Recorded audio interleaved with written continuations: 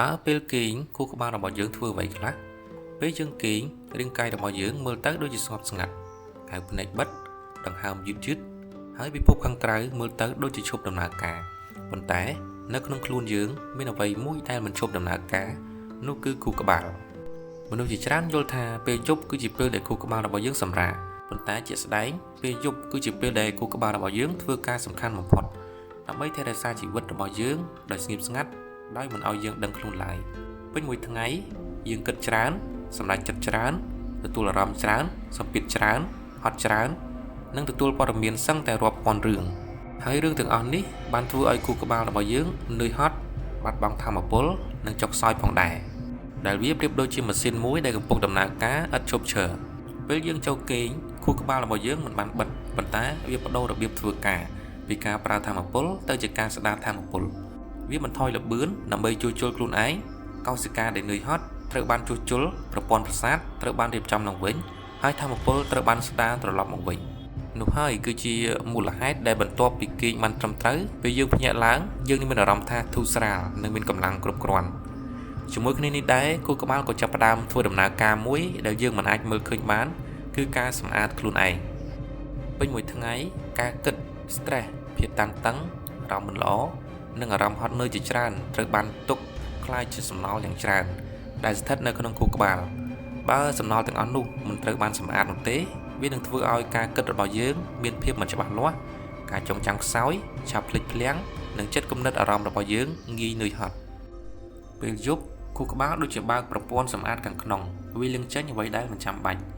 ហើយមនុស្សដែលគេងបានល្អនិងបានត្រឹមត្រូវភាគច្រើនពួកគេមានការគិតច្បាស់លាស់និងមានអារម្មណ៍ស្ងប់ល្អ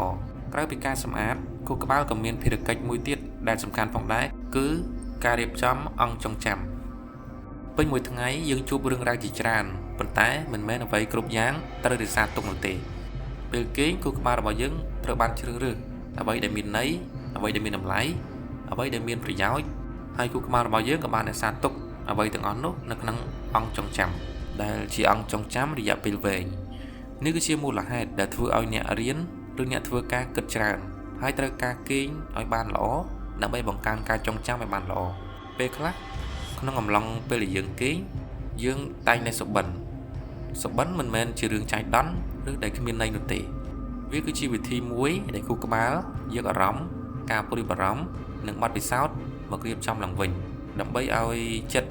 មាននៅការរំលឹកទាំងនេះក៏คล้ายទៅជាមូលហេតុដែលពេលដែលយើងគេងបានល្អត្រឹមត្រូវយើងនឹងមានអារម្មណ៍ស្ថិរភាពជាងមុនយើងមិនងាយខឹងយើងមិនងាយ stress ហើយក៏មិនងាយបាក់ទឹកចិត្តផងដែរមនុស្សជាច្រើនក៏សង្កេតឃើញថាពេលភ្ញាក់ពីគេងពួកគេតែងតែមានគំនិតថ្មីឬក៏មានដំណោះស្រាយមួយសម្រាប់បញ្ហាដែលធ្លាប់តែមានភាពស្មុគស្មាញកន្លងមកវាមិនមែនជារឿងចៃដន្យទេព្រោះពេលយប់ខួរក្បាលបានភ្ជាប់គំនិតដែលមើលទៅមិនតាក់ទងគ្នាឲ្យក្លាយជាគំនិតថ្មីមួយដែលស៊ីចង្វាក់ឬក៏តាក់ទងគ្នាផងដែរនេះគឺជាហេតុផលមួយដែលការគេងជួយឲ្យមានការច្នៃប្រឌិតនិងមានការសម្រេចចិត្តខ្ពស់និងបានល្អសម្រាប់មនុស្សពេញវ័យការគេងនៅត្រឹមត្រូវប្រហែលចន្លោះពី7ទៅ9ម៉ោងក្នុងមួយថ្ងៃដែលគេទទួលស្គាល់ថាគឺជាកម្រិតមួយដែលសមល្មម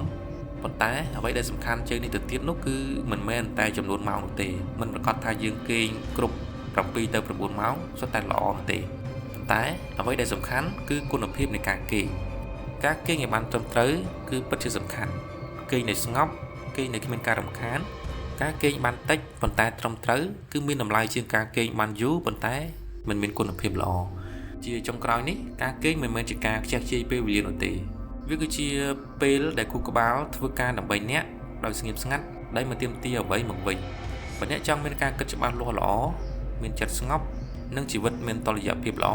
ចាប់ផ្ដើមពីរឿងសាមញ្ញមួយគឺការគេងឲ្យបានល្អនិងត្រឹមត្រូវ